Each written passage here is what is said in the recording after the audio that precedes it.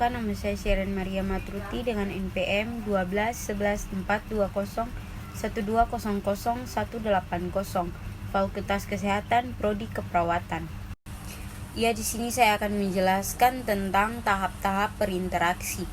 Tahap berinteraksi terbagi atas 4 bagian, yaitu tahap preinteraksi, tahap orientasi, tahap kerja, dan tahap terminasi. Yang pertama adalah tahap preinteraksi. Tahap berinteraksi merupakan masa persiapan sebelum berhubungan dan berkomunikasi dengan pasien. Langkah-langkah yang harus dilakukan perawat adalah yang pertama evaluasi diri atau persiapan diri, meliputi mengeksplorasi perasaan, harapan, dan kecemasannya, menganalisis kemampuan yang dimiliki, menganalisis kelemahan yang dimiliki, dan kondisi emosional dalam keadaan baik atau stabil. Yang kedua, penetapan tahap hubungan atau interaksi, mengumpulkan data tentang klien sebagai dasar dalam membuat rencana interaksi. Yang ketiga, rencana interaksi, membuat rencana pertemuan secara tertulis yang akan diimplementasikan bertemu dengan klien atau materi yang akan digunakan. Yang pertama, pertemuan keberapa, tujuan keperawatannya, dan tujuan tindakan keperawatannya. Melakukan persiapan dengan membaca status klien. Perawat diharapkan tidak mempunyai prasangka buruk terhadap klien karena akan mengganggu dalam membina hubungan saling percaya dengan klien. Harus disusun sedemikian mungkin untuk wawancara. Jika klien belum bersedia untuk berkomunikasi, perawat tidak boleh memaksa atau memberi kesempatan kapan klien sanggup. Pengaturan posisi duduk dan teknik akan digunakan dalam wawancara. Ya, yang kedua adalah tahap orientasi. Tahap orientasi adalah langkah yang dilakukan perawat atau tugas perawat pada fase ini. Yang pertama, membina hubungan saling percaya, menunjukkan sikap penerimaan dan komunikasi terbuka. Untuk membina hubungan saling percaya, harus bersikap terbuka, jujur, ikhlas, menerima klien apa adanya, menepati janji, menghargai klien atau menghadirkan diri secara terapeutik. Tak lupa untuk memberikan salam terapeutik, yaitu senyum, sapa, dan salam. Yang kedua adalah mengidentifikasi, validasi, evaluasi klien, menanyakan kabar pasien atau identifikasi nama klien. Yang ketiga adalah merumuskan kontrak bersama dengan klien atas persetujuan bersama, waktu, tempat, topik, dan pertemuan.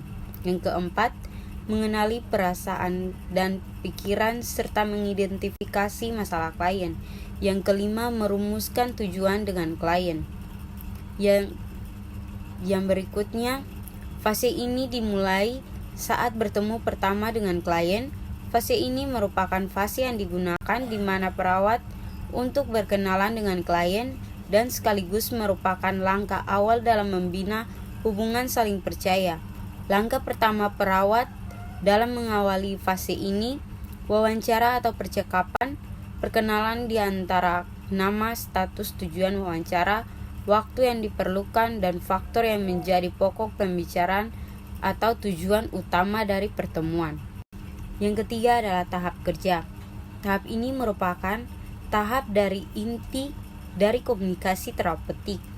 Orientasi tahap kerja disesuaikan dengan tujuan, topik, dan kontrak dengan pasien pada fase sebelumnya. Pada tahap ini, perawat dituntut untuk selalu menghadirkan diri secara efektif dalam komunikasi terapeutik, baik kehadiran secara fisik maupun psikologi bagi klien. Teknik komunikasi yang sering digunakan mengeksplorasi mendengar secara aktif, refleks, berbagai persepsi, memfokuskan kepada klien. Yang berikutnya adalah tahap kerja atau fase kerja edukasi. Yang pertama, fokus wawancara adalah klien. Yang kedua, mendengarkan dengan penuh perhatian. Yang ketiga, menanyakan keluhan yang paling dirasakan oleh klien. Yang keempat, menggunakan bahasa yang mudah dimengerti oleh klien. Yang kelima, gunakan pertanyaan terbuka dan tertutup tepat pada waktunya. Bila perlu diam untuk memberikan kesempatan kepada klien untuk mengungkapkan perasaannya. Jika situasi memungkinkan, kita dapat memberikan sentuhan terapeutik. Yang terakhir adalah tahap terminasi. Terminasi merupakan akhir pertemuan perawat dengan pasien. Terminasi dibagi menjadi dua bagian, yaitu terminasi sementara dan terminasi akhir. Yang harus dilakukan perawat pada tahap ini, yang pertama, mengevaluasi pencapaian tujuan seluruh tahap atau tahapan kerja, evaluasi objektif. Yang kedua, evaluasi subjektif, menanyakan perasaan klien setelah berinteraksi atau melakukan tindakan tertentu. Yang ketiga, menyepakati tindakan lanjut terhadap interaksi yang telah dilakukan.